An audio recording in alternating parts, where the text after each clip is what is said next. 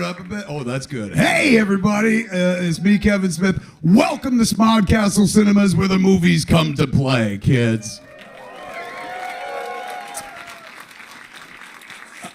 Tonight, we've got a very cool event in store for you with an absolute legend of the arts, and I dare say probably the richest man who ever came to this movie theater. We'll try to get money out of him before the night's over.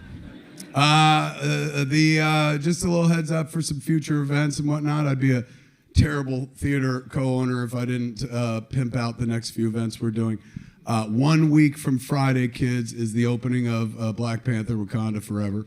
So we will, yes, fucking A. Marvel, they need your help.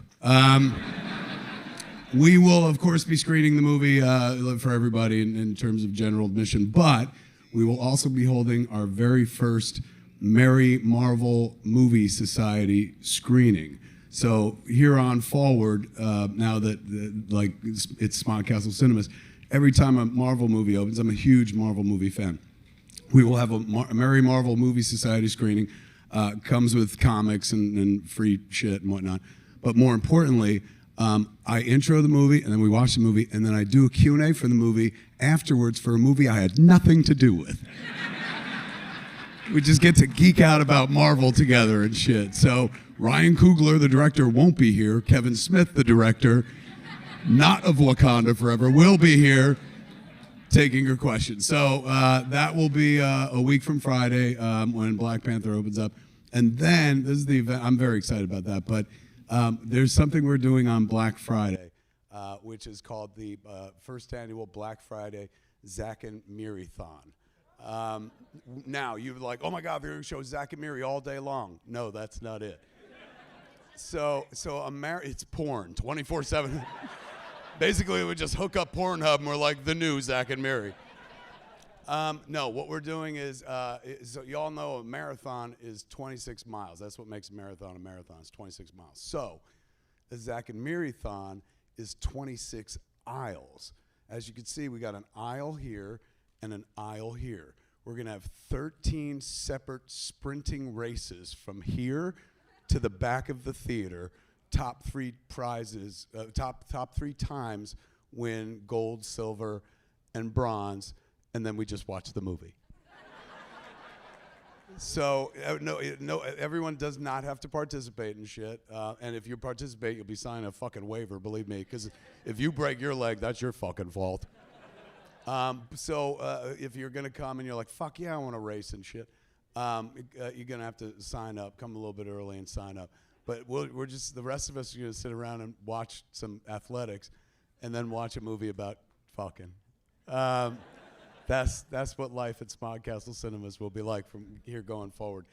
Tonight, kids, was an evening that was born many years ago, far from here, in a country called Switzerland, at the Neuchâtel Film Festival. That is where I met tonight's guest, who, I'm going to be honest with you right now, is going to be a formidable guest for me to speak with, because from the moment I met him, and then I haven't seen him again until tonight, but I remembered very clearly from our meeting in Neuchâtel.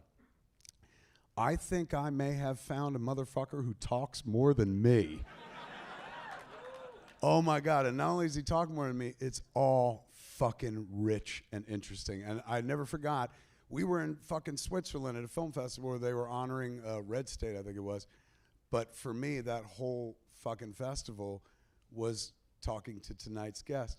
And at the time, I wasn't even deeply familiar with the piece of work that everybody fucking knows. I hadn't watched Game of Thrones yet.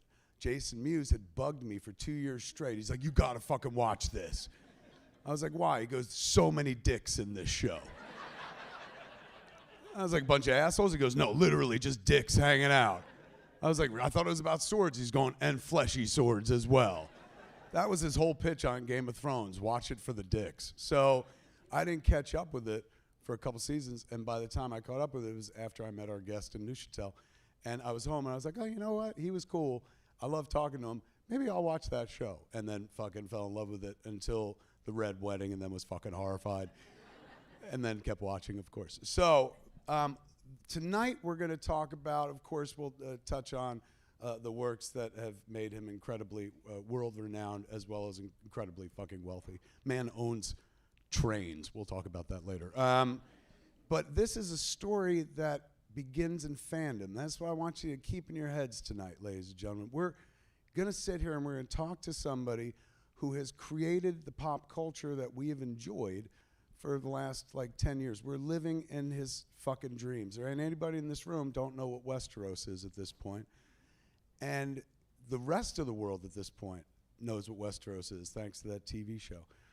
That mythology was born in the brain of a kid born and raised in New Jersey.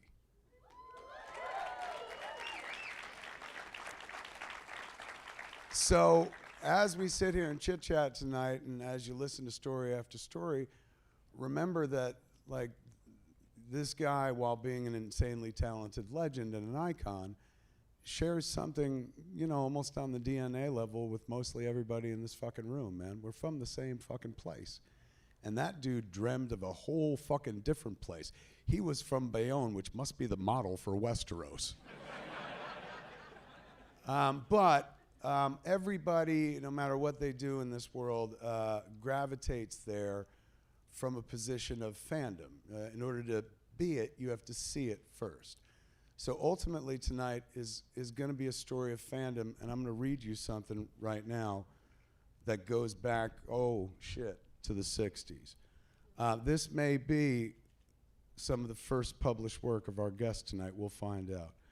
This was a letter that was written to Marvel Comics back in, I guess, 1963-64, after issue 7, number 7 of the Fantastic Four. So there had only been 6 previous issues of the Fantastic Four, or rather 8 probably, and this was, 18. This is Fantastic Four number 17.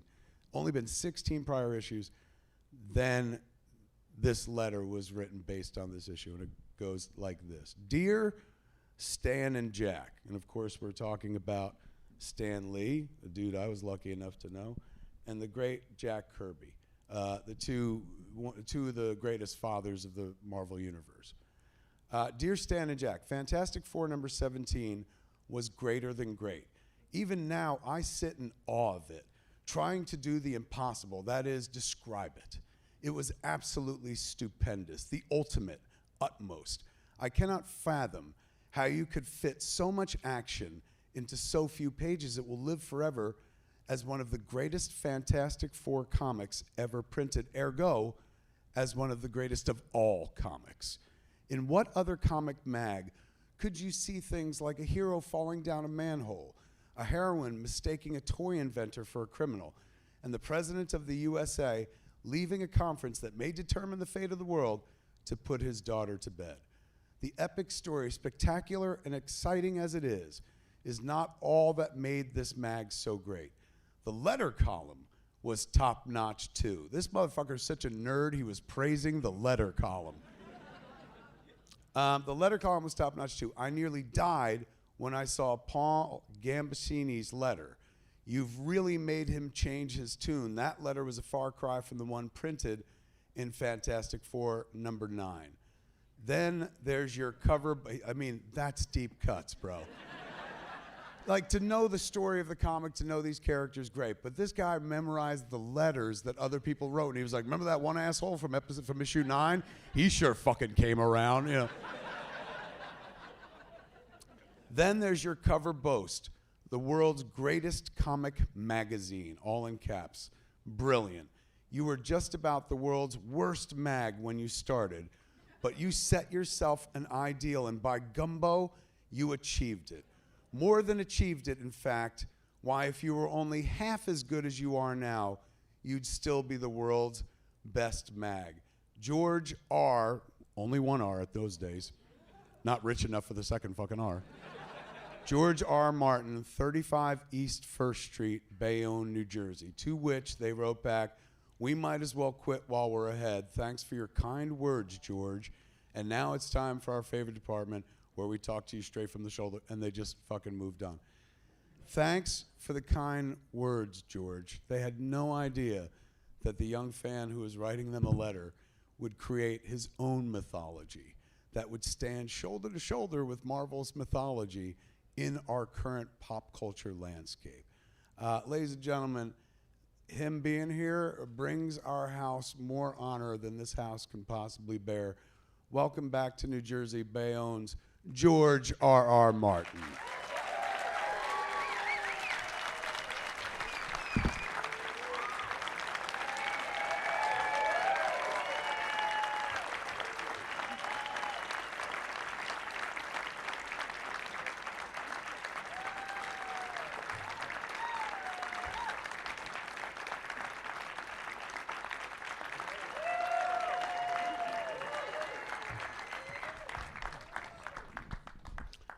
Okay, that letter that we just heard, is that your first published work ever? Well, define published. I think I might have had things in the high school newspaper before that. But yeah, that was the first thing that beyond the confines of Bayonne. Now, I assume it was the letter from Fantastic Four number 20. I couldn't quite hear 17, number 17 is the one you wrote in. Well, you wrote, yeah, from Fantastic Four 20, and you were writing about issue 17. About 17, yes. That was the first one. I did subsequently have a number of other letters published in other Marvel comics, other Fantastic Fours, Avengers. I might have been in Spider-Man or two. Let me ask you this. Think back to those moments when your letters got published. Were you like, it will never get better than this? Well, it was pretty exciting. Yeah, made me a letter hack, which they called it back then, and also curiously changed my life in some ways. I mean, because if you notice when he read the letter at the end in those days, they printed your full address. So I started. You had to stand by the shit you said, man. It's not like today on Twitter where you can just say some shit and be anonymous. Well, that's true, yes. But comics fandom, comic book fandom, was just starting around then. I mean, science fiction fandom goes all the way back to the 1920s, actually. And there'd always been comic fans within science fiction fandom. But back then, in the early 60s, very early 60s, comic book fandom was splitting off from science fiction fandom. And they were publishing their own fanzines. Do any of you know what a fanzine is? You know what do any of you know what a mimeograph machine is? Or a ditto machine? Ditto, you don't know what that is? It's fanzines were these amateur magazines put out by fans that had a combination of fan art and fan fiction and non-fiction articles discussing the comics. They usually sold for like a quarter, and they were produced either by a mimeograph machine, which you type on a stencil, and then you run it through this drum, and it produces a number, or this process called ditto, which involved a tray and like gelatin, and there was a master, and you could produce on a ditto machine like 20, 30 copies of whatever you were producing, and then it faded. It was always purple. But the fans, many of whom were high school kids like me, were publishing these fanzines. And when my letter came out, they started mailing it to me. Oh, look. And I started getting these weird-ass fanzines in the mail.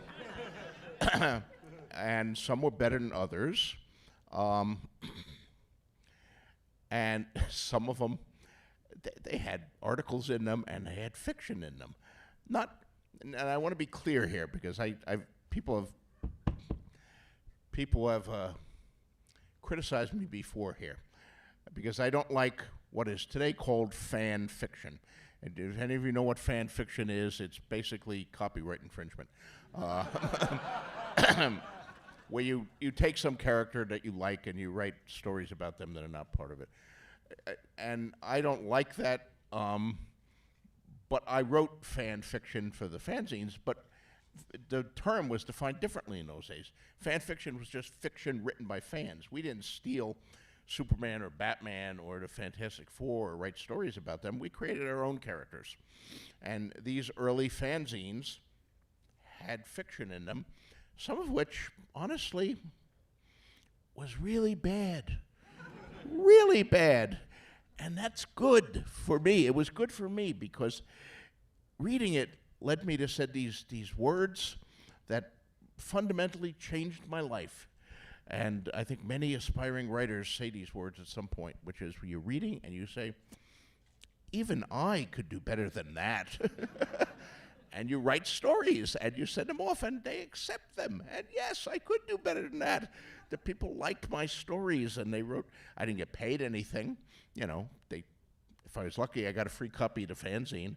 But suddenly I was writing stories about Manta Ray and Garazan, the Mechanical Warrior, and the White Raider, and all these other heroes, superheroes that I was creating for these comic fanzines. And people liked them, and that encouraged me to do more of them, all because of that letter in Fantastic Four, and they started sending me the fanzines. Otherwise, who knows if I would have found them or they would have found me. Now, that letter you told me, too, when we were talking about the first time, also led other people to reach out to you, other fans who were like, didn't somebody write you a letter to be like, I liked your letter? Yes. I got a variety, you know. Some people liked my letter, and some people sent me their fanzines, and I started to send away money for these fanzines, too, which many of them cost $0.25.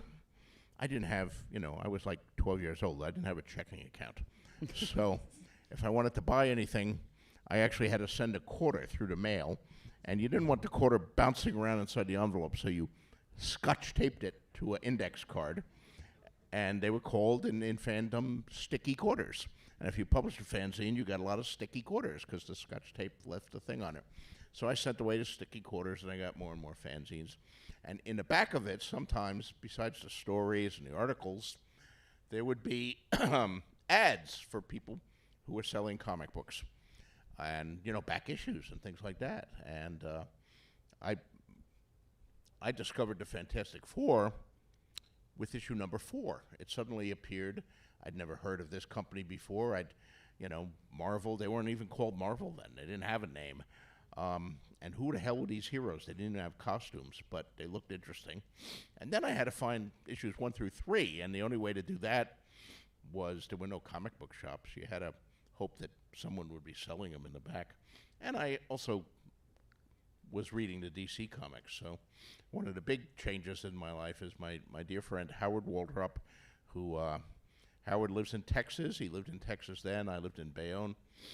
But we started corresponding because I bought a comic book from him. He was selling Brave and Bold number 28 for 25 cents. And I bought it. He figured he made a great bargain there because, he paid a dime for it, and he got to sell it for 25 cents. That was a huge profit. Of course, he spent $0.25, but I still have Brave and Bold number 28, and it's worth like $50,000 now. That is the introduction of the Justice League. He spent that $0.25, though. He did. He just went to town on it, yeah. But Howard was a writer himself, and he's a great, great writer, a winner of many awards, and I'm making some movies now of some of his classic short stories.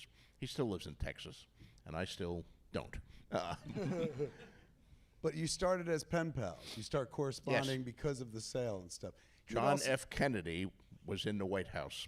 That's how long ago we started corresponding. And maintained a friendship all that time. Yeah, I finally met him in '72 at a science fiction convention. That was the first time we were actually, face to face with each other. So, yeah. Tell me about fandom, because it didn't exist when you were a kid. You kind of laid the track for it. Like, do you remember going to a comic book show? Well, science fiction fandom had existed for a long time, but comics fandom was beginning just then to spin off from it. And they were just having their own conventions. And I am the original comic book fan in that way. The first exclusively comic book convention ever held was 1964, New York City. Um, it was one day, held in like a union hall, the working men's hall or something, for one day in one room, a room significantly smaller than this auditorium, where there were like three guys in the back who were selling comics out of cardboard boxes, and a bunch of folding chairs and a little podium where people talk. But when they started advertising this in the fanzines, I was the first one to send in my $1.50, cost $1.50 to go. I sent in my $1.50, so I was member number one. And I took the bus from Bayonne over to New York City, and I attended that comic book convention, met a bunch of fans. The really cool thing about, there were a number of artists and writers who came in and talked. Most of them I didn't know. They were from older strips and all that. Fabulous Flo Steinberg was one of the big guests. Most of you are looking at me blankly. She was Stan Lee's secretary, but he was always talking about her in the Marvel Comics, Fabulous Flo. So we didn't actually get Stan Lee, but we got Fabulous Flo. And we also got Steve Ditko. Steve Ditko, for the ignorant, is the co-father of Spider-Man. Stan Lee and Steve Ditko created Spider-Man. Steve Ditko also co-created Doctor Strange over at Charlton. He did The Question, which is now a DC character. He's an absolute fucking legend. He went to the show? He went to the show. I think it was the only one he ever went to. We must have scared the hell out of him because he never went back. But he was just very quiet. He did not give a speech, but he was just there, and I got to talk to him and say, "Oh, Mr. Ditko, I really liked your work," and he was very nice. And I said, "I like Doctor Strange best," and he said so did he, that Doctor Strange was his favorite to draw. But I don't know. But he never went back. And of course, from that little convention in the Working Man's Hall in Greenwich Village, now they get 150,000 people every year at the San Diego Comic-Con, and I think almost as much as the New York Comic-Con. So the times have definitely changed, but little did we know what was being born then. How many people in your family in Bayonne when you were growing up? I have two sisters, so it was my mother and father and me and my two sisters. What did mom and dad do? Well, my father was a longshoreman, and my mother was, when I was very young, she was a housewife. She stayed home and took care of the kids. Later, she got a factory job at Maidenform, which had a big factory in Bayonne. First on the assembly line, and later she was, promoted to management, to an inspector. So, if any of you in the 60s or bought a Maidenform bra and it's been inspected by number 7, it might have been her.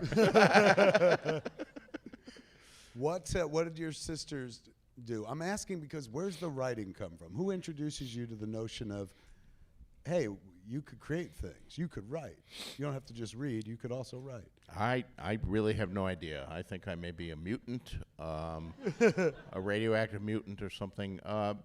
My mother had books around the house.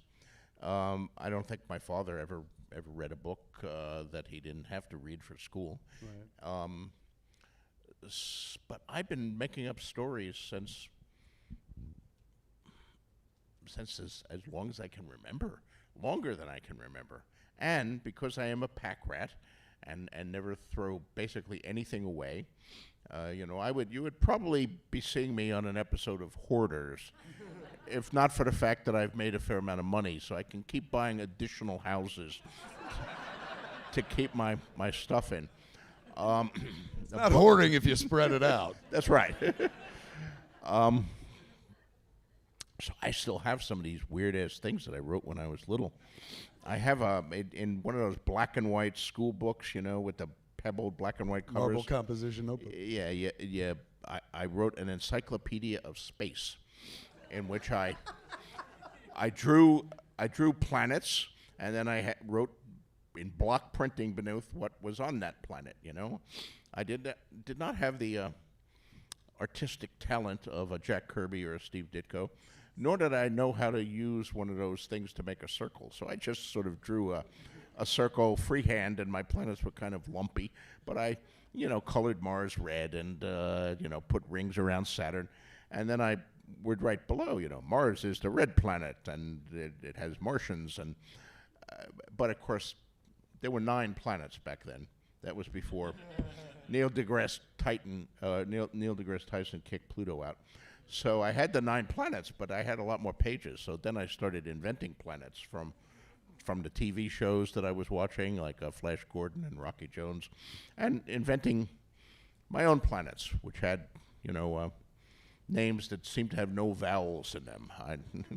Names with large numbers of consonants and X's and all that. But I had no idea how to pronounce these planets, but I invented, this planet is full of plant people, and on this planet they eat each other, whatever, inventing this stuff. But I did that. I must have been, 5, 6, pretty young. You were fucking world building at 5 years old? Who are you, the Lord himself? I guess, yeah. And I had, we lived in the projects. We didn't have much money. We lived in a federal housing project on First Street in Bayonne. And you were not allowed to have dogs or cats in the projects. But, of course, I was a kid. I wanted a pet. So I got turtles, dime store turtles that you bought at Woolworth's or Kresge's. And they came in these little plastic bowls that were half water and half gravel with a fake palm tree in the middle. And so happened you could fit 2 of those bowls side by side in the courtyard of this toy castle that I had. So I put the turtles' bowls in the toy castle. And then I decided that since they lived in a castle, they were all kings and knights and other medieval things like I saw on TV in Robin Hood and King Arthur shows. The thing about those dime store turtles, though, if any of you have ever had them, is they died pretty easily. It only cost 15 cents or something like that, and they'd give you the turtle food to feed them. I don't know, it was the healthiest food, but you'd sprinkle it in and they'd eat it. And like a month later, they'd be dead. Sometimes one of them escaped and would turn up 6 months later, all shriveled up under the refrigerator. But I was very upset that my turtles kept dying, and then I said, well, why are they dying? I'm giving them their turtle food, they have the water, and I decided that they were killing each other to compete for the turtle throne. So the first Game of Thrones was all about turtles killing each other and stabbing each other, and I started writing stories about that too. So Turtle Castle is a precursor that I may return to one of these days. It'll be just like Game of Thrones, but with turtles.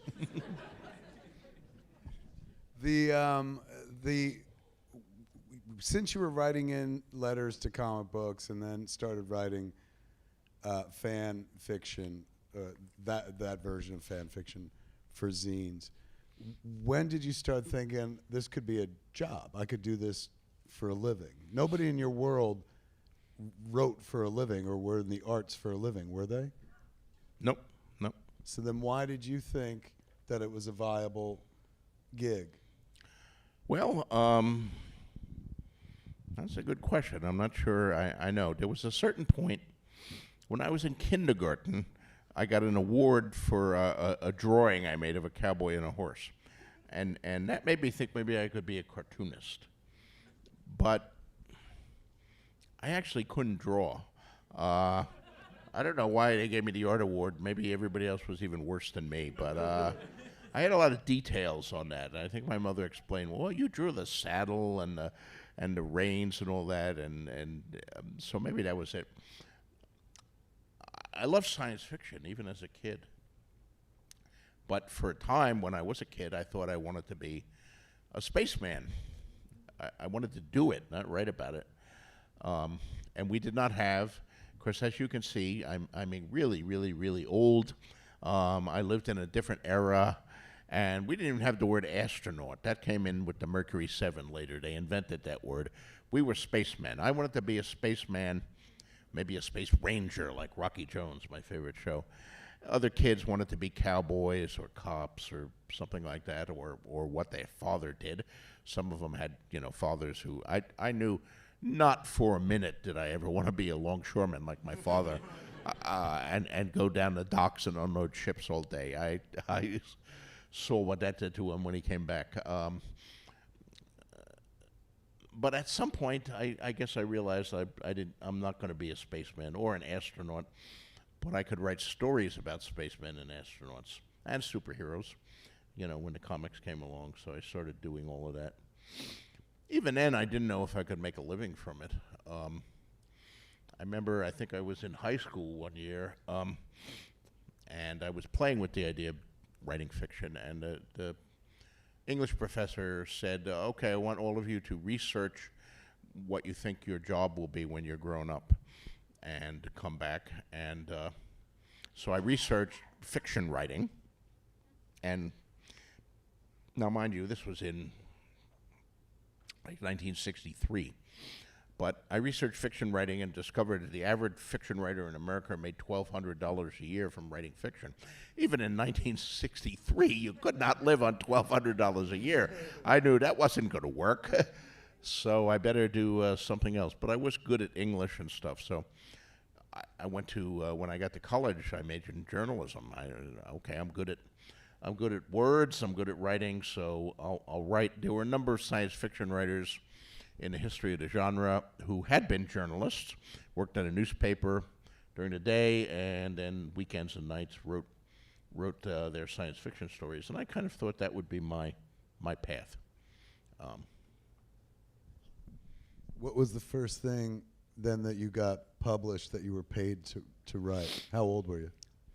I was in college. I wrote, by the time I wrote college, it was more settled that I wanted to be maybe not a full-time professional writer, but I wanted to be a professional writer in some sense. So I started, obviously I took all my required journalism courses, but I also took courses in creative writing where I could write short stories, and then I could send out those short stories and maybe sell them. And I was clever enough that I would sneak in writing short stories even for courses that weren't about short stories. Like I was taking a course once in Scandinavian history. I always liked history too. And we were supposed to do a big term paper. And I approached a professor and said, how about instead of a term paper, I write some historical fiction about Scandinavian history. I'll write a Viking story or something. And he said, oh, that sounds interesting. He was a fairly cool guy, so he did that, and that was important because I think it was my sophomore year. So I wrote a story about the Russo-Finnish War of 1808, not a popular subject, and the surrender of the great fortress of Sveaborg, and I wrote it as historical fiction. I got an A, which was good, but not only that, but the professor liked the story so much that he sent it out to a professional magazine, an academic magazine called the American Scandinavian Review, which rejected it. But that was my first rejection slip from a professional magazine. Most people think it would be a science fiction magazine. No, my first rejection slip was from American Scandinavian Review. And, then I tried to sell the story. I said, oh, this didn't hurt too much. I got a rejection slip, but okay. I'll try sending it elsewhere. But I discovered as I sent it out to, I bought like Writer's Marketplace and looking through the addresses and what everybody pays. And I'm sending out my story to like Argosy and Esquire and the New Yorker and Playboy, none of whom were really interested in the Russo-Finnish War of 1808. So I got more rejection slips. But once I had kind of lost my rejection slip virginity there, I started sending out some of my other stories. And eventually, one of them sold to Galaxy Magazine, The Hero, 1971. That was my first, I sold it in 70. It appeared in 71. What was at that point where you're like, oh my God, it'll never get better than this? Or is that like you going, all right, that's the first one, many more to go? Yeah, it was pretty exciting. I mean, I was living in Chicago at the time, and I didn't have a car, but I had a friend who had a car, so I made him drive me all around Chicago buying up copies of that issue of the Galaxy, because each individual newsstand only would have one or two, and I wanted more copies to give to people and impress them. So, but that was pretty exciting that day. And they paid me $94, which was, significant amount of money in 1970, $94. And then I sold another one the next year, and I sold more after that. I still couldn't make a living. I mean, for the first 10 years or so of my career, I was I was writing, I was publishing, I was being nominated for awards, winning some awards, losing more. But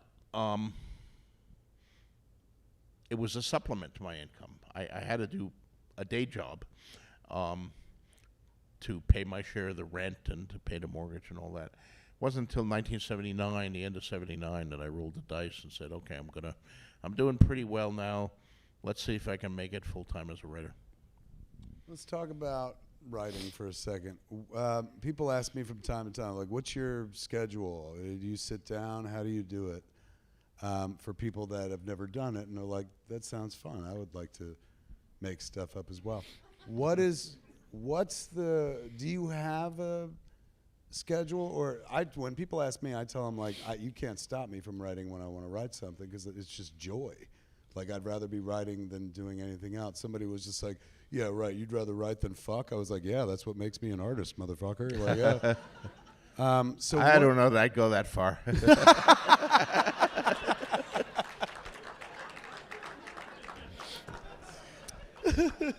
That's an extreme sentiment there. You're like, look, winter ain't the only thing coming in my house.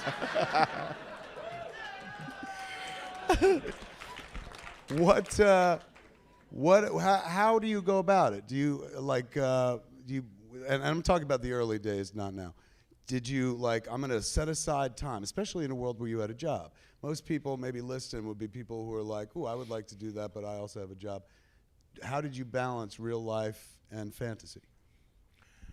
Well, it's been difficult, and the answer to that really varies as to what time in my life you're talking about, and what was my position and my obligations and my living situation at that particular time. I have friends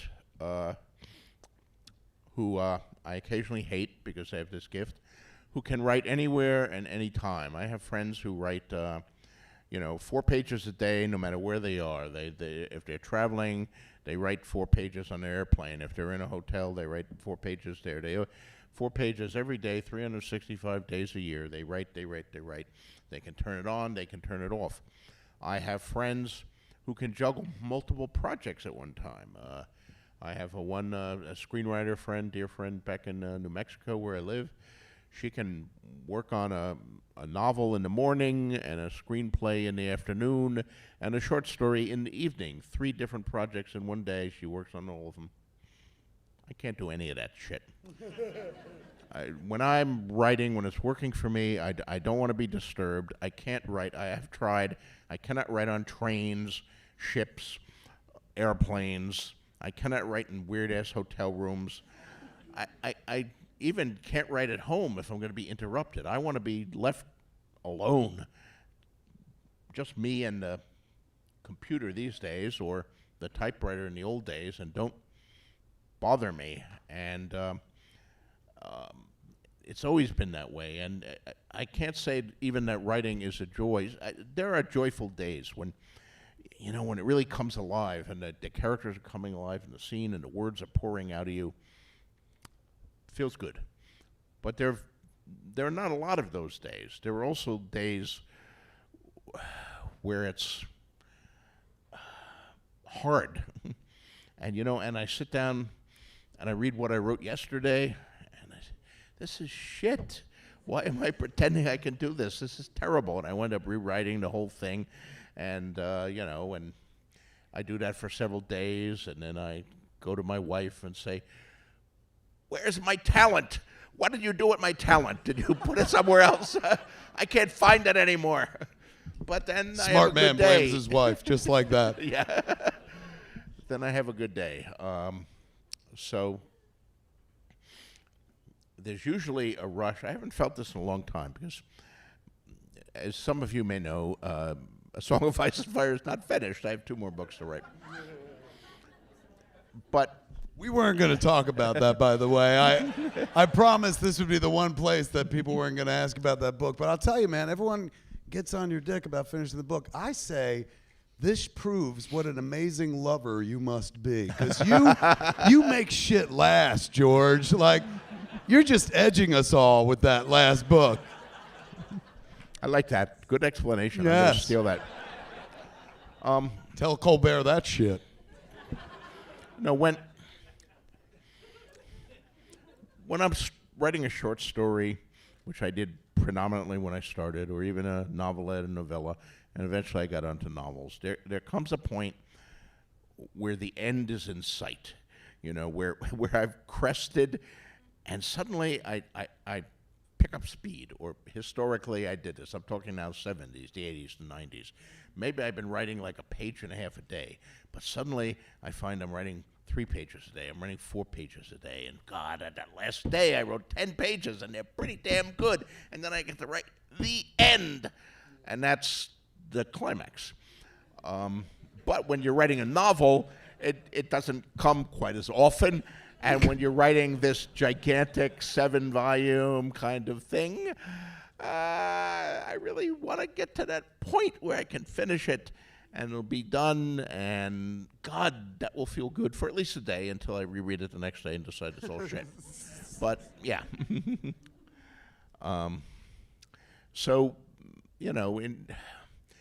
there are writers who love the simple act of writing, and there are other writers, and I probably fall more on this, who love having written. It's great when it's done, and when it's not done, you struggle with whether you can ever really do it.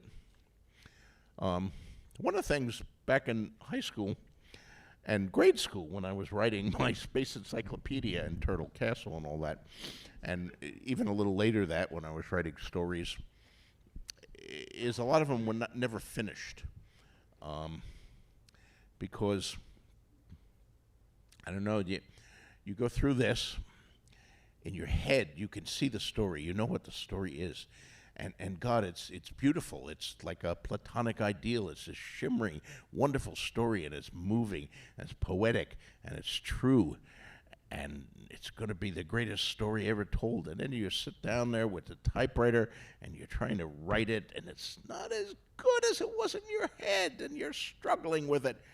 And, I would get like 10 pages into one of these stories, and it just seems worse and worse. And then I'd get a different idea for a story, which would be shimmering and beautiful and poetic.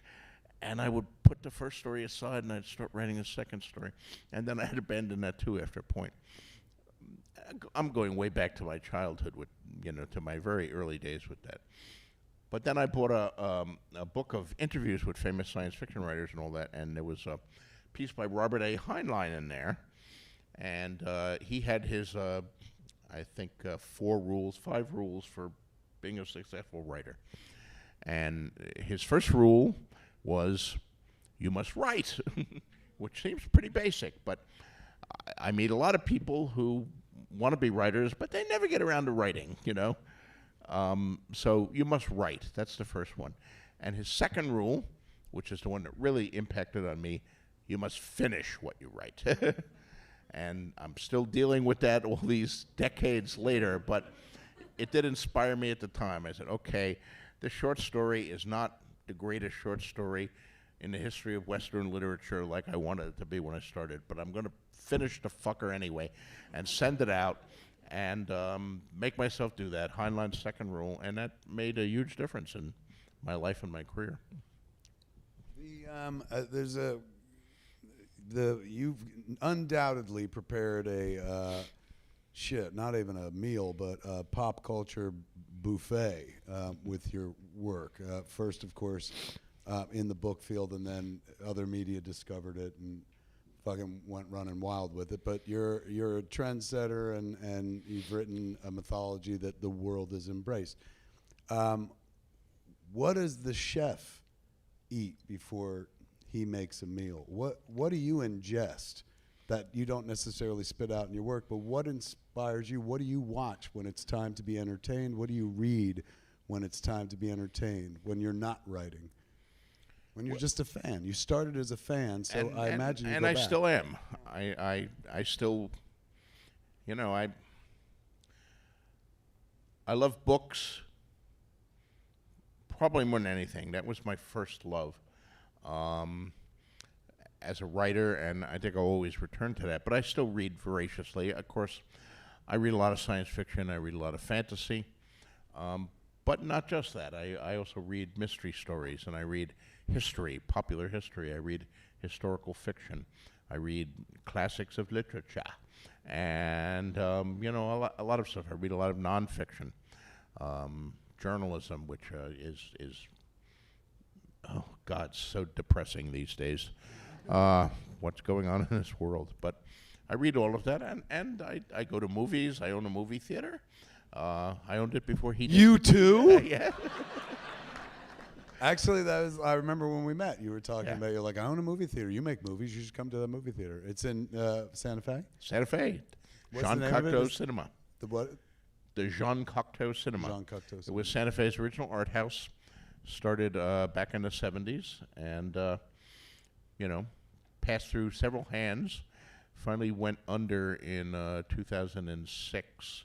And laid vacant for 7 years. And I would drive by it, and I'd see the darkened marquee and think someone should reopen that theater. And then one day I thought, hey, why don't I reopen that theater? And I did. So we've had some fun there.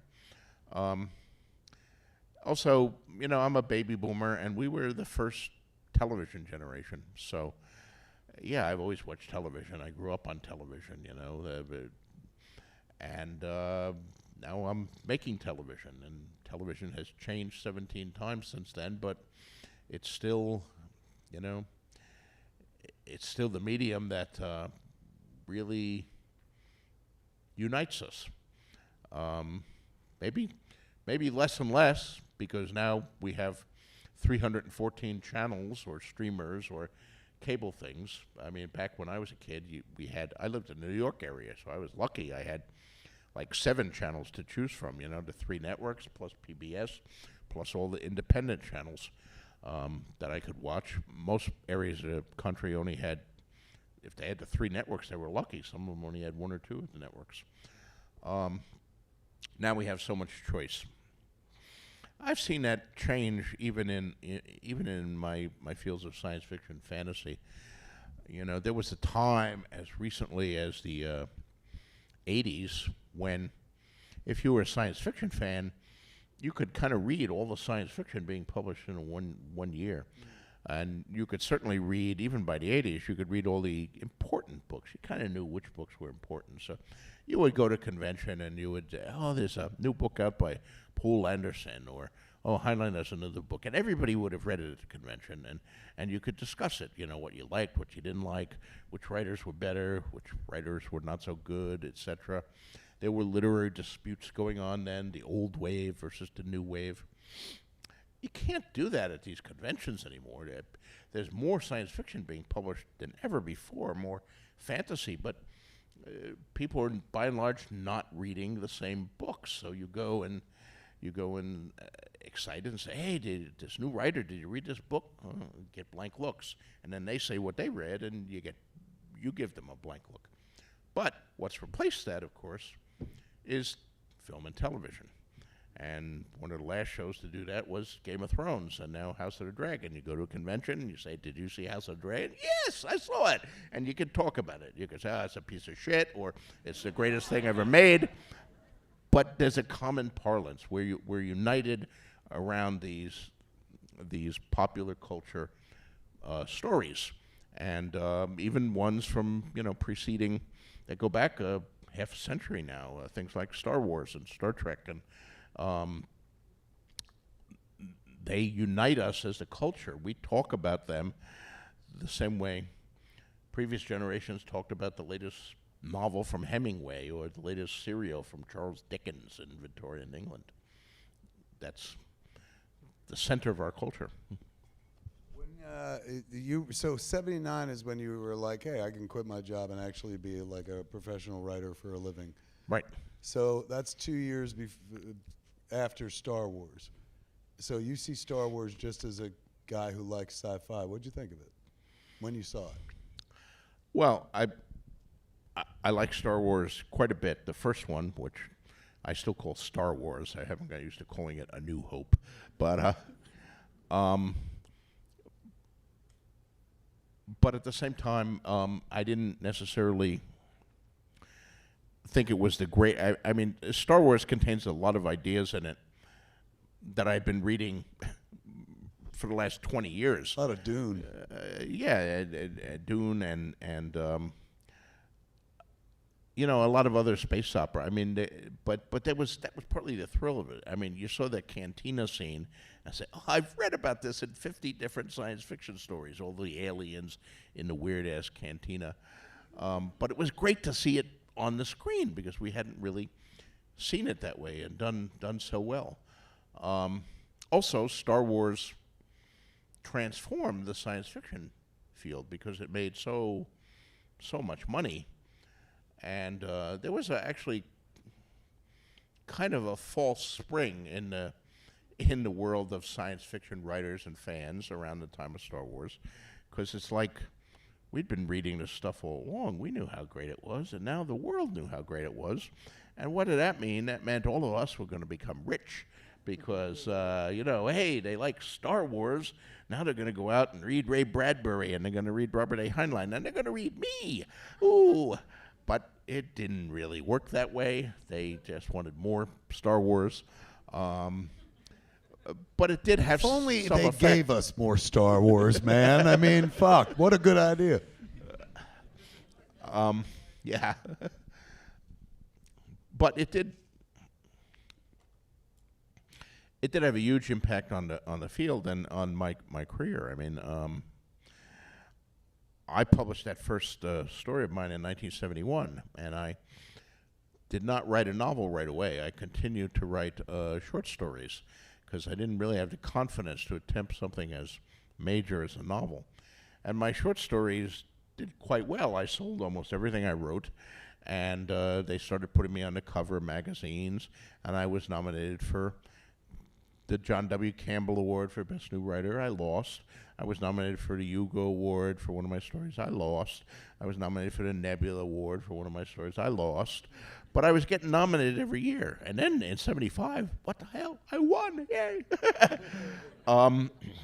And around that time, I said, well, I'm gonna write my first novel.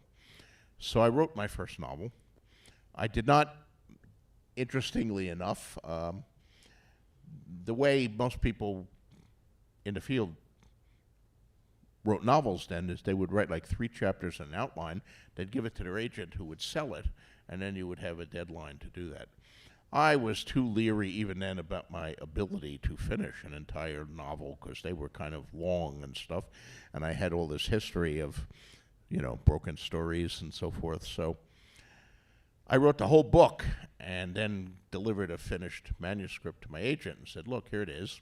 I wrote an entire novel. Now go sell it. Well, what had happened somewhere in the middle of that was Star Wars. When I started writing that novel, and it took me, a couple years,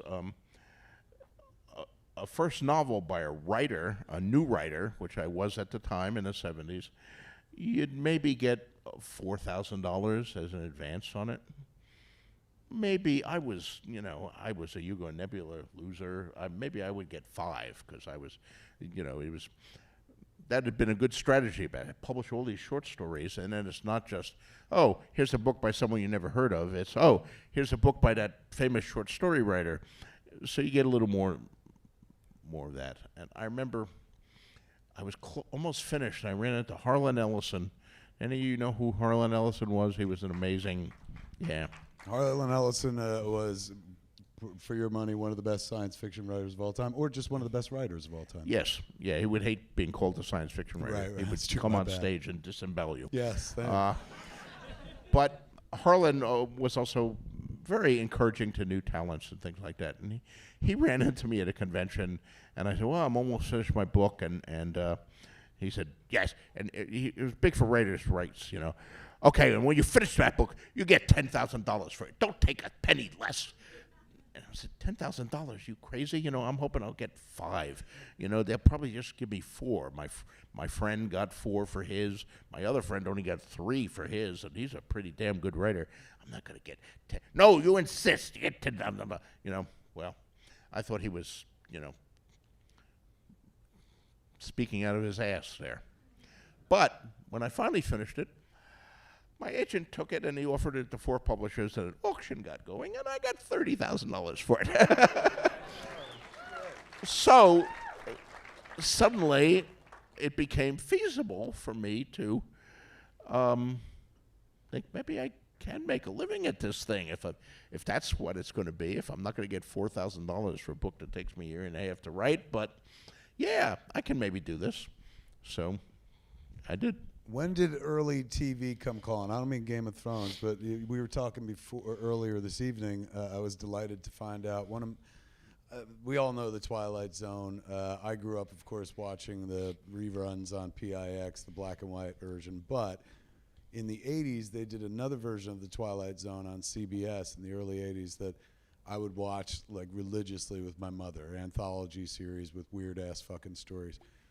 George said that he wrote for it. How many episodes did you write for the Twilight Zone? 5 episodes. So is that the first TV you did, or did you do TV prior to that? That is the first television that I did. I had some of my short stories optioned or purchased for television shows, but I had nothing to do with it. I just cashed a check, and then they made whatever they made out of it, or in many cases they failed to make anything at all, but the check still cashed, so that was okay. Well, you know, I've been telling the good stories about, you know, me selling stories, winning awards, getting an auction going on that. But there's a bad side too here. I don't know how many of you out there are aspiring writers, but I meet a lot of aspiring writers, and what I always tell them is it is a profession for gamblers, and if you're someone who wants security, find a different profession, because it's not good. You know, and this goes for film and television, and certainly for what I was doing. So I was a hot young writer. I was nominated for these awards. I won some awards. Every book I wrote got higher and higher advances. I was climbing the ladder all the way until my 4th novel, which was a book called The Armageddon Rag, which I got the biggest advance yet, and it was supposed to be my breakthrough book. I would become a household word. I would become a bestseller.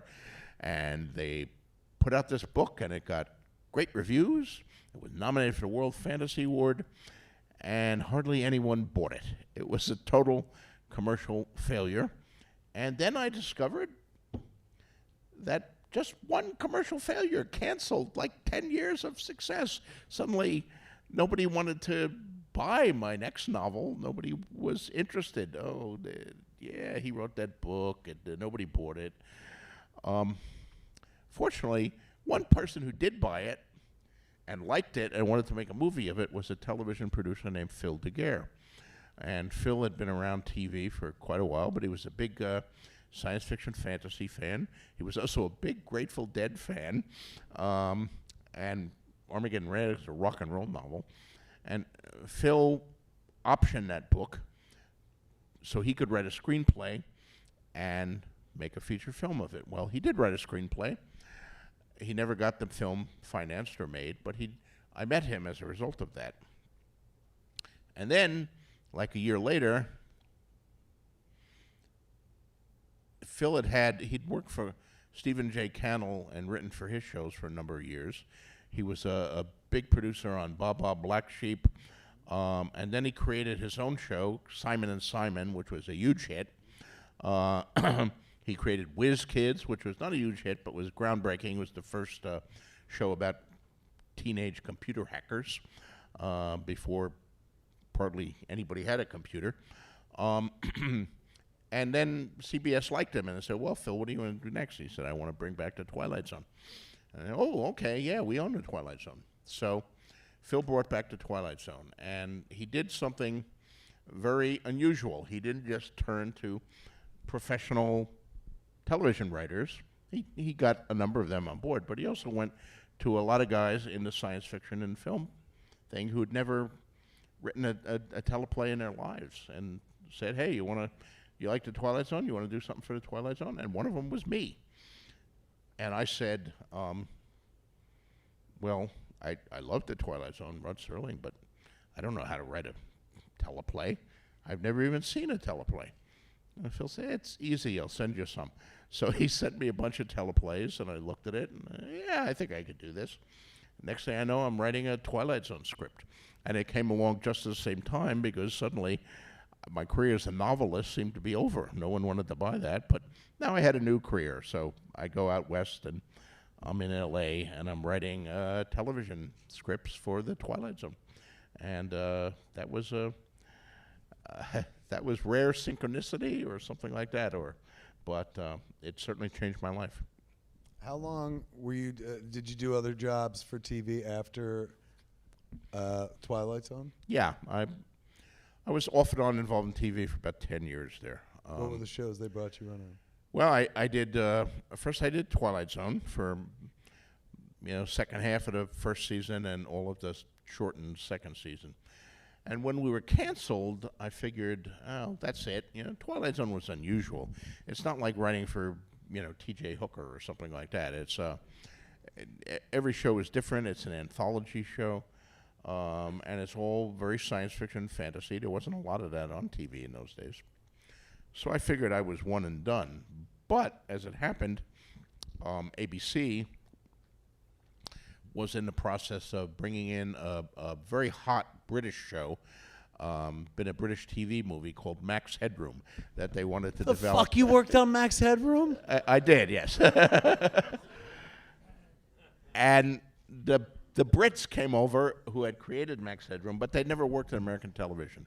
So ABC said, well, you need someone, American television is different, you need an experienced American showrunner, and they hired Phil.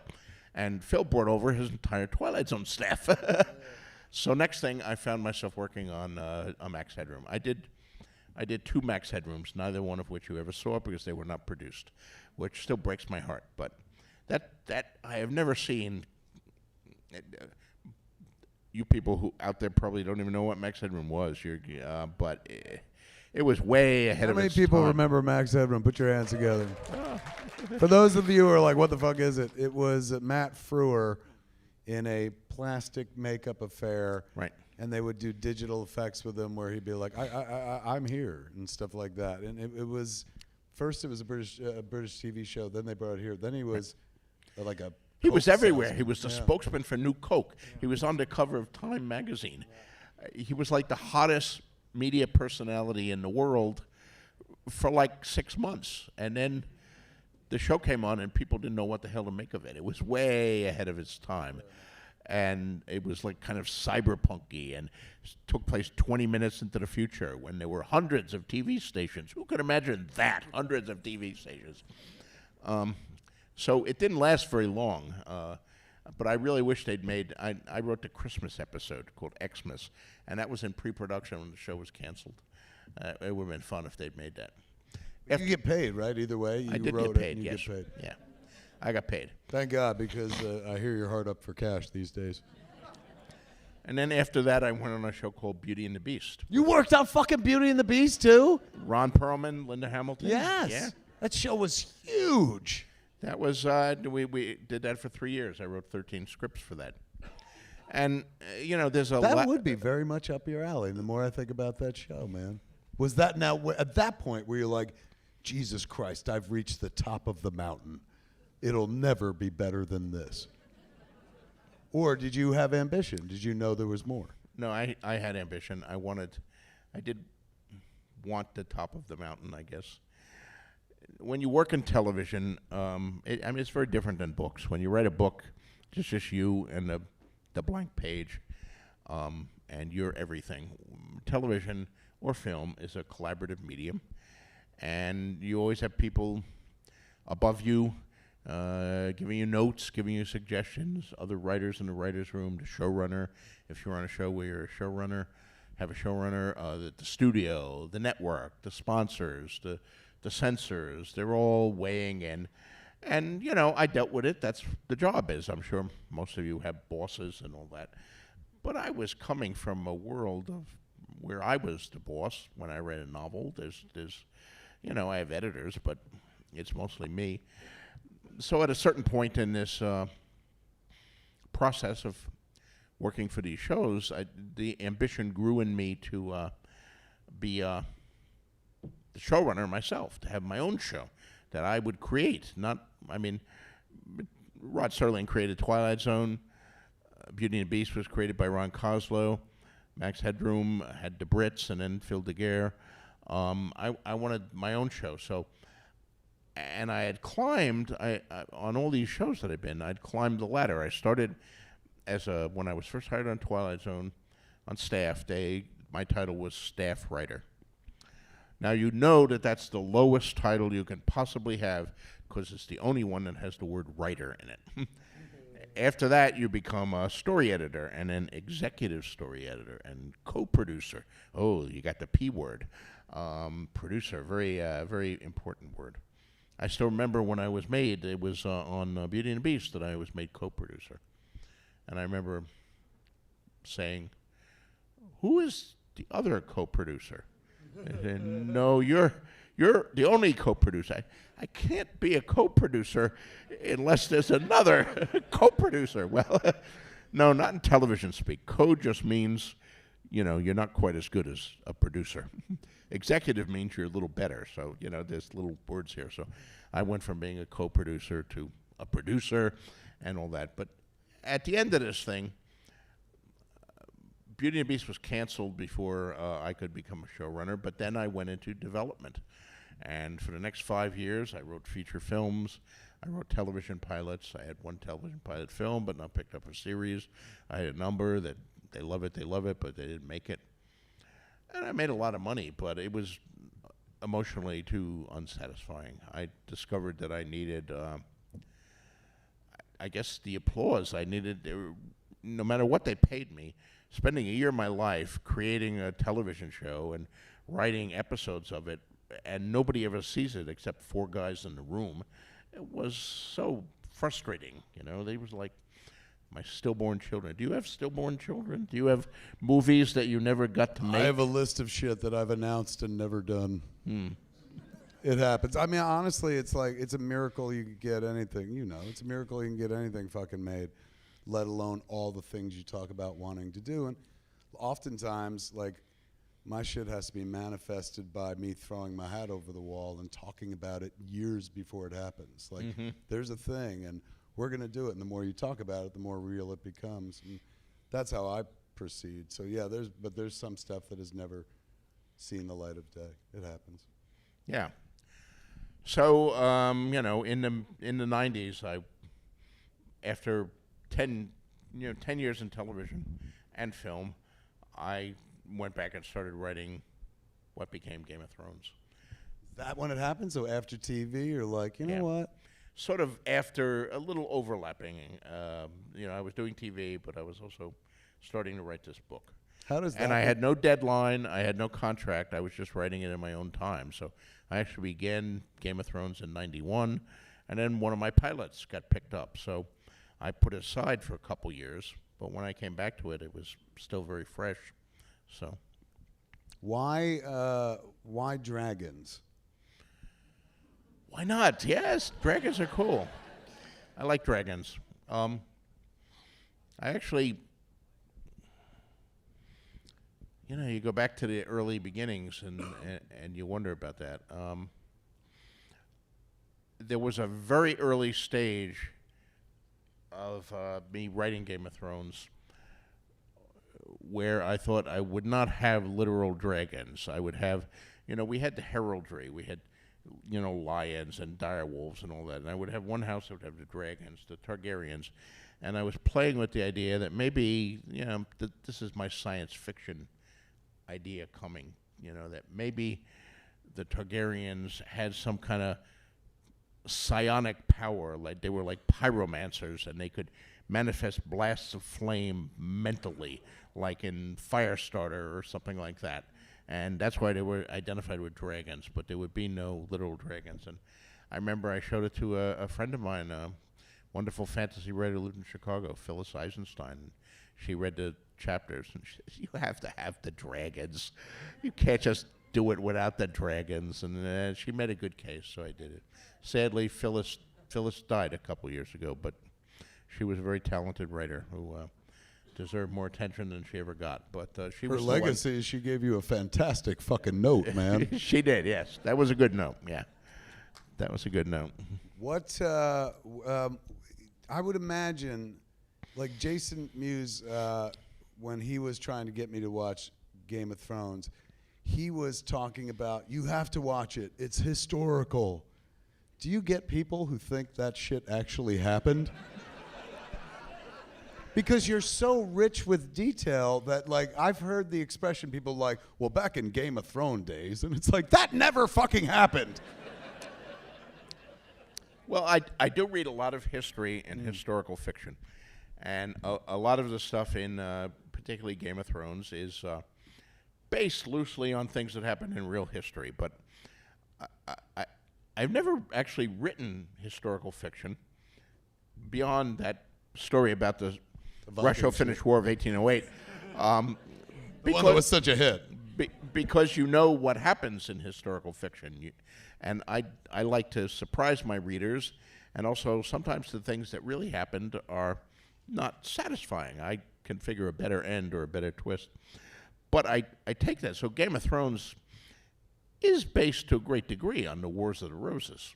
And the new show, House of the Dragon, is based on a period in English history called the Anarchy. But I change the names. I dial it up to 11 or 311. And I throw in dragons and direwolves and other things. But history does figure into the mix. And it's not a science, it's an art as to where you draw the line, Sometimes I get people reviewing the books who want something to be different, or they want something that's not there, or they want something that is there, should be taken out. And I say, no, I'm basing this on history, and I'm trying to stay kind of true in it. Well, you have dragons. If you have dragons, you could change everything else too. Why can't people fly just by farting? You have dragons. Well, I don't consider Hold on, I'm writing that one down. That's fucking, that's my valid fortune. criticism, but yes. Yeah.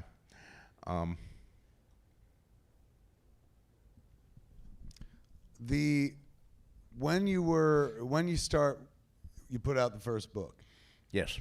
how do you know when your fan base begins? Were there fans from the first book, or was it not until another book where you were able to connect the dots, like, oh, they're following along closely?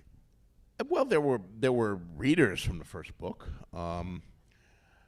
but not huge numbers of them. I mean, Game of Thrones did well when it was ish, but it didn't do great. It was, there were a lot of fantasy books. And I think Bantam, my publisher, wanted it to be bigger, but it didn't make any bestseller lists. But it was well reviewed. People read it. But the important thing was the trend, because when the second book came out, it did better. And I did make a bestseller list, like number 13 for 1 week. And then when the third book came out, suddenly I was number 6, and I was on the list for 5 weeks. So the word of mouth is still the best advertising you can have. It's nice if you have promotion and they send you on book tours and you have big ads in newspapers, but nothing replaces the word of mouth, at least in the old days. Now, I know we have the internet. As I say, I'm very old. I haven't got used to this interwebby thing yet. But maybe that's now more important than word of mouth even.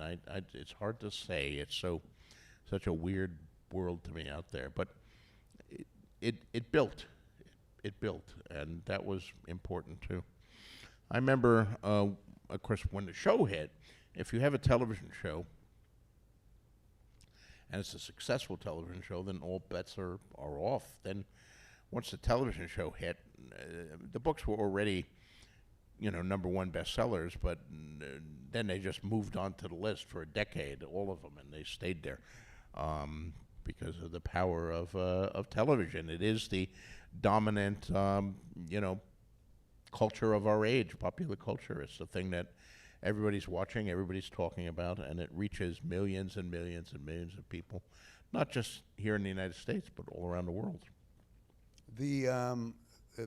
This is a gross money question, but we all know that TV pays very well, particularly if HBO blows up, becomes a huge hit and stuff. But I have to imagine that you could live off the book money alone for 1,000 lifetimes by this point. If the books continue to be on the bestseller list, you continue to make money from all the books, correct? That is correct. And that's why I can buy movie theaters and trains. Tell him about your fucking trains. He's got a train I bought a set. train. And I only own a third of the train. It's a little line called the Santa Fe Southern that was defunct. It runs for 18 miles. And it was sort of defunct, but me and two partners bought it, and we're restoring it. We call it Sky Railway now, and it runs. If you're ever in Santa Fe, that's one of the things you have to do. Take a ride on the Sky Railway, where we sometimes the train is held up by outlaws. Occasionally there's a murder on it, and the passengers have to decide who killed. You're really the selling passenger. it, man. Yeah, it's. Isn't one of them like a wolf and one's a dragon or yes, something? the locomotives. Yeah, The locomotives. we painted them. We hired a graffiti artist to paint them, but that's a lot of fun. Actually, TV does pay well, certainly. But with the first book, when I got my first deal with HBO, I actually made more money from the books. The books all started selling and selling, and that's all just me and Random House. Right. HBO doesn't have part of that, so it was more money coming in from the books than coming in from TV. But And I have to imagine, too, as the guy dyed-in-the-wool writer, the kid who started writing first short stories and then novels, that money feels even more satisfying. Because at your heart, you've done a lot of things, but would you consider yourself ultimately a novelist at heart or a writer at heart? Which is like, Christian Catholic kind of thing. yeah, I don't know. I think I consider myself a storyteller at heart. That's a good word. It depends on, I can tell stories in many different media, teleplay, script, film script, or, Comic books, too. You've done wild cards. You Comic have your own books. superhero universe as well, right? we do, yes. Mostly I've edited Wild Cards, but I've written for it too.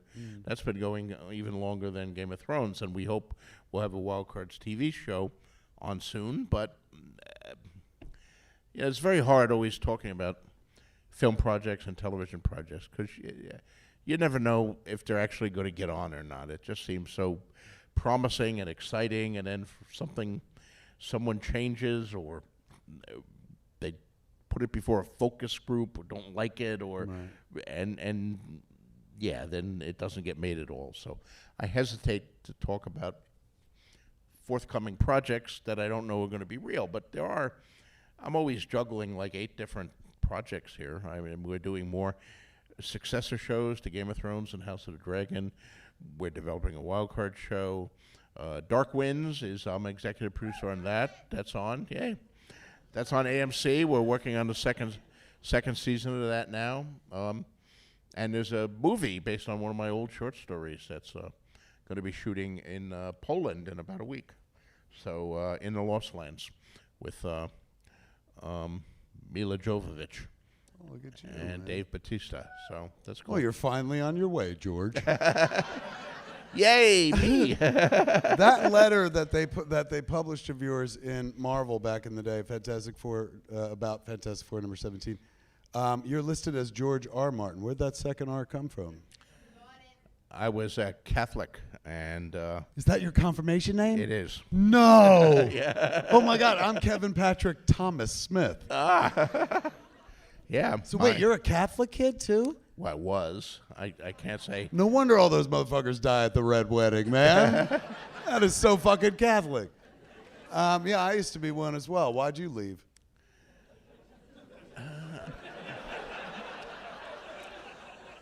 I had.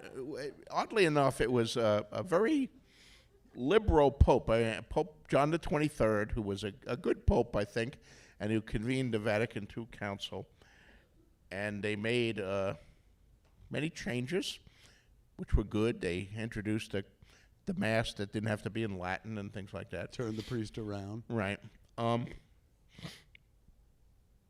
But Catholics, I don't know how many of you are Catholics. I had to go to catechism and learn about venial sins and mortal sins. And, of course, you could go to confession and you have all your sins forgiven. And then you were good.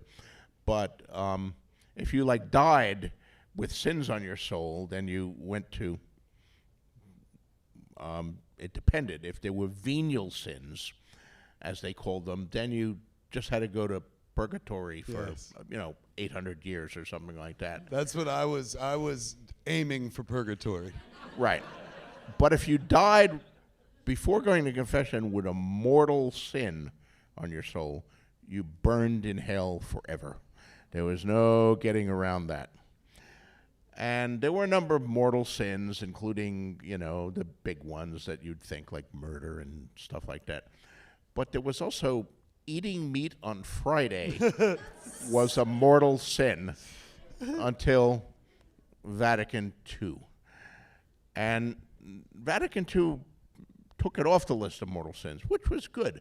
But it also produced in me, at the age of 13 or something, a crisis of faith where I'm saying, let me get this straight. If I had a cheeseburger last Friday, I will burn in hell forever.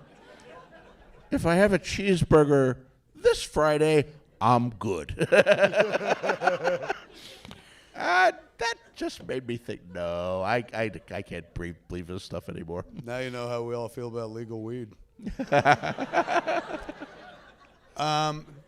What made you stop? I made Dogma. Oh, yes. Did that get you excommunicated? Well, pretty nearly, yeah. By the time I was done with that movie, I was like, oh, I get it. And I just kind of moved on. I like to tell people, I've stopped practicing because I got it down to a science. I want to tell these cats, first off, we're going to be wrapping up soon. How amazing has fucking George been, kids? Thank you, guys. I'm gonna tell them a charming story that you told me, and you can jump in anytime. Number one, we don't know each other super well, but the highest compliment I could fucking pay you is the amount that I've shut up all fucking night long. The amount of times I put the mic down and shit, oh my God. You told me the story in Neuchâtel. We met at the Neuchâtel Film Festival in Switzerland years ago. He told me this really wonderful story about when you were, when Game of Thrones first came out, the books, you would have signings and tell them 10 people would show up. Yeah, and 10 if that. Yeah, I'd been. Remember, I had that 10 years in Hollywood, so I had my early novels. But then I'd been away from writing novels for 10 years. So when Game of Thrones was coming out, my publisher sends me on a book tour, very small book tour. I went to 3 cities in Texas, a couple other places. So, and they didn't know how many people were going to show up because I was sort of, he's been away, he hasn't had a book for a while. So I started in Houston, where about 10 people showed up for the signing. And then I went to Austin. Well, Austin has a big science fiction community, and I had friends there. So maybe I had 20 people showing up in Austin. And then I went to the Dallas area, but not actually Dallas. It's a place called Denton, Texas, north of Dallas. One of my favorite cities in the world is college town, big college town, Is it? right outside Dallas. So we pull in. They give you when you're on book tour, every time you come, you have an escort, a local guy who drives you around. So my escort is driving me to this, I think it was a Barnes & Noble or something, big superstore in Denton, Texas, huge parking lot. And there's no parking spaces. The entire lot is full. And there's all these people getting out of their cars and they're swarming into the theater or into the bookstore. And I'm thinking, holy shit, this book is really successful. Look at all these people coming in for my autograph. It's going to be so exciting here. I'm going to have all these people. Fortunately, we found a parking space because my escort had a bum leg and a handicap sticker. So we were able to park near the store. And I go in to find my huge crowds of people. And it turns out that there were 2 signings in the store that day. In the front of the store, I was signing, and I had 10 people. In the back of the store, Clifford the Big Red Dog was signing. Now, the way Clifford goes on tour is they have a big Clifford costume that they mail from store to store. And whoever is the most recent or junior employee at the store has to put it on. Because I don't think any of the stores wash the costume. So you may be the 47th Clifford to don your particular costume. And then they have a giant red ink pad, and that one of the hands is he puts his hand in the ink pad, and then he smashes the book. And you get a paw print in all of your Clifford books here. So I was crushed by Clifford the Big Red Dog. And that's where dire wolves came from. One of my favorite stories that you told me of your success as a writer improving the crowds was George was talking about he'd done signings, 10, 20 people. The books, once Game of Thrones hit HBO Max, obviously the books reach more people, the crowds get bigger. George watches it go from tens of people to hundreds of people showing up for a book signing to, I guess, thousands in Poland. Was that it? Yeah, the hundreds of people were good. I mean, when I reached the stage where hundreds of people were showing up for me signing, I said, this is great. I finally made it. Oh, look, hundreds of people. But I didn't stop to think that we'd continue to grow. And when the hundreds become thousands, yeah, that's hard. What Kevin is talking about is they sent me overseas to Poland and Slovenia to do some signings, and I had editions in both of these books. Both of these countries, and I had 2 signings in Poland where thousands of people showed up, and I got through those. And then I had one signing in a small city in Slovenia where it was only 50, 100 people. That was good. And then I had a second signing in a different city in Slovenia, which was insane. It was bigger than Poland. It was. I don't know. We completely filled the bookstore. I was on the second floor, and there were people. They were busing people in from Croatia, and the line went back and forth through all the aisles of the second floor, and then down the staircase through all the aisles of the first floor, then out onto the street, and down the block. And that signing almost killed me. Also, that was at a stage. See, now if I sign a book now, I just scroll my illegible signature. But in those days, I was doing other things, like signing 3 books and saying, well, I'll personally inscribe 1. I don't do that anymore because I can't. But in those days, I was doing that. And I would ask the people, like an American signing, to write their name on a Post-it note. And then I could say, to Fred, and I would describe it. But they don't have Post-it notes in Slovenia. So I was getting little scraps of toilet paper or tissue or any kind of thing. And also, they don't have vowels in Slovenia. So I'm saying, Oh, I would try to inscribe the name, and you have only put 3 Ks in my name. I have 4 Ks. I'm gonna have to put in another K. Yeah, so that was 4 people fainted during that signing because the store was not air conditioned and it was summer. So that was quite a challenging signing. But there was one. A number of years after that, I was a guest of at the Guadalajara Book Fair in Guadalajara, Mexico, which is the biggest book fair in the Americas. Very large, a lot of people showing up, and by then I knew I'm going to sign one book, just the signature, no post-it notes, no personal inscriptions. But I took one of my assistants with me. And she's wonderful. She's not here. The assistant who's with me is Sid, and it wasn't her, so don't blame her. But I do love my other assistant, and she was Hispanic, and she spoke fluent Spanish. And I thought that was a good idea because we were going to Mexico. So, and I capped that signing. I said, 600 people. 600 people. No more than that. I can do that in an hour. 600 people. I will write my name and no inscriptions, and then it'll be done. So put someone at the end of the line, cap it as 600 people. And they did that. They were very well organized. They kept the line. Unfortunately, the second person in line said, "Can I give him a hug?" And my assistant said, "Yes." So 598 hugs later, I was finally, because you can't hug one person and not hug everybody else in line. So I don't do hugs anymore, guys. I'm sorry. You're all very cute, but no.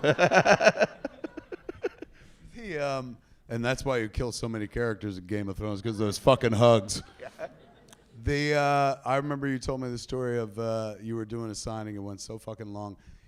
This is when you were doing inscriptions. Oh, yes. So you would alternate between 2 inscriptions. Yes, I had a certain phrases I used when I was still inscribing, best wishes, of course, is a standard one. Warm regards is another one.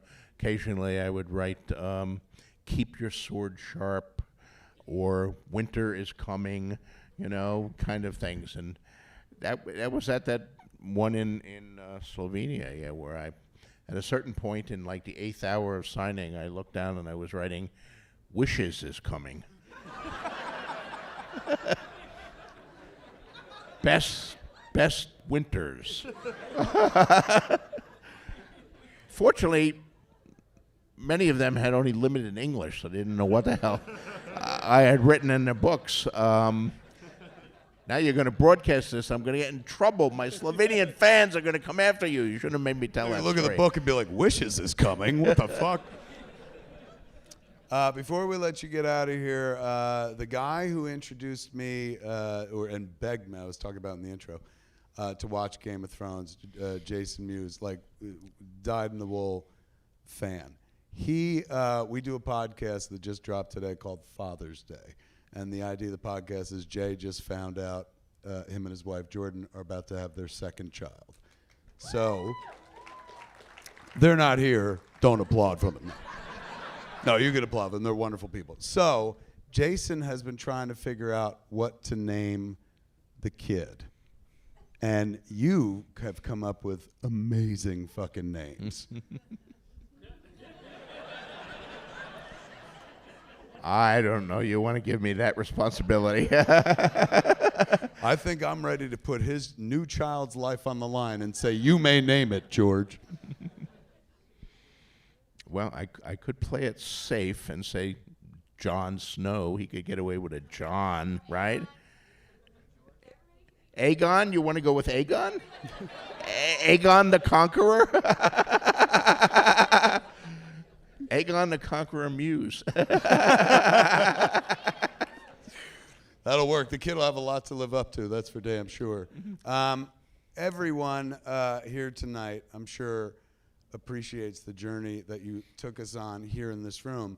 And I'm sure everyone in this room tonight appreciates the journey that you've taken us on with your work over the years.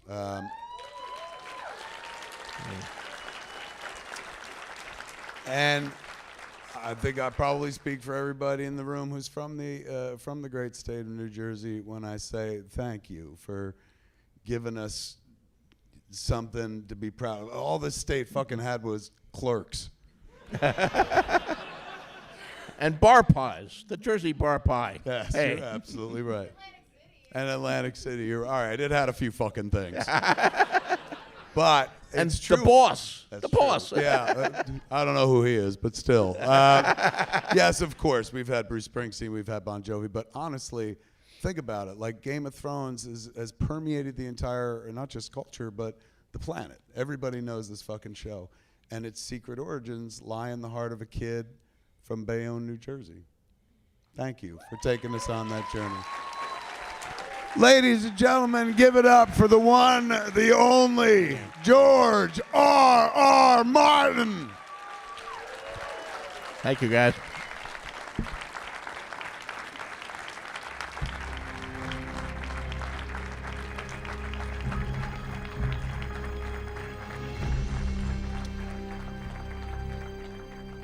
Take your time, take your time. Kids, just sit tight for a sec. Let us clear George out and stuff like that. Give it up for George.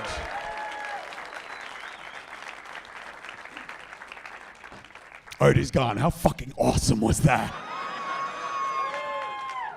More of that in this life, kids. Less of fucking everything else. Thank you for being here. Thanks for making it possible. There's rumors that we may be doing something similar to this in December with the Russo brothers. So pay attention to the website, smodcastlecinemas.com. We'll let you know. And then in the new year, I reached out to a few director friends of mine, and they're going to be coming to join us here. Zack Snyder's going to come bring Justice League here. He's never shown it in the theater. That's going to be great. Jason Reitman's going to come and show something. James Gunn said that he's going to come as well with Guardians. So we got some cool shit coming to our little Smodcastle Cinemas here. Y'all have a good time tonight, kids? Thank you so much for being part of the dream. Do me a favor as you head out, like the kids who work here, the high school kids and whatnot, who tend the concession stand and stuff. Hit the tip jar if you can on the way out. Otherwise, I'm going to have to put $100 in there tonight and shit. The kids here are absolutely fucking wonderful. It's been the unheralded part of this whole fucking experience. When we bought the theaters, me and Ernie and Ashley and Jeff and Tony, we weren't thinking about the people who'd be working here. We were thinking about, oh my God, we're going to buy the theater. We're going to have so much fun. And in picking up the theater, we got to meet all the kids that work here. And when I say I call everyone kids and shit, except him. He's older than me. But generally speaking, I'm always like, the kids. The kids who work here are fucking kids. Some of them are in high school, which is so fucking charming to me, to no end and stuff. And I've fallen in love with all of them, which sounds weird. I shouldn't say that. They're kids. My right upstairs is my apartment. So I live upstairs and then kind of come down here to do shows and stuff and then go back upstairs. So periodically when I'm not off doing the tour and I'm back here, I'm up there just bombing around and I will run out of shit. Like, oh my God, I have no water. And I'm like, wait a second, they have water downstairs. And so like in my pajamas and robe, like my back stairs come down behind the concessions counter. So periodically, I just pop out like Kramer and fucking and go grab water. And kids are like, "What the fuck, man?" And I'm sorry, I gotta warn you next time. I'll give a shout and shit. So I grab my water and I go back upstairs. And periodically, people are like buying shit and whatnot. I'm like, "Hi, welcome to Smodcastle Cinemas and shit. You want me to intro your movie for you?" So the other day, I was upstairs. And I came down and, opened the door. And, now I lean into it. I open the door so fucking fast, briskly, like, and pop out and shit. And there was a kid who I hadn't seen before. He was like, holy shit. And I was like, oh, man, I'm sorry. I should have warned you. And like, no, everyone else warned me already. And And I was like, what do you mean? He's like, everyone else that works here talks about how you just come out of the walls and shit like that. I was like, get out of here. They said, yeah, they got a nickname for you. I said, what? They were like, they call you the Phantom. So look out for my kids, man. They're good kids. Ernie O'Donnell, ladies and gentlemen, made sure that this evening went super smooth. Give it up for Ernie.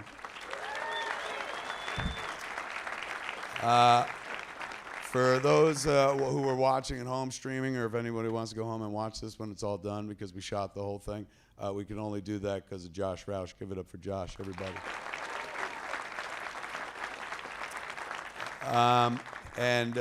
She got him here in one piece, and then was, usually when you're dealing with folks, you deal with their people, and it's a blessing when their people are really cool to deal with.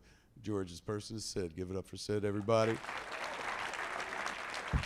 And of course, the dude's got a zillion things to do, but he took the time to come down here, which means that I'm gonna have to go to his fucking movie theater and which will be an absolute pleasure, man. Give it up for the great George R.R. Martin. And that's it for Smodcastle Cinemas tonight, kids. Thank you for being here for Curious George. I love you all. Good night.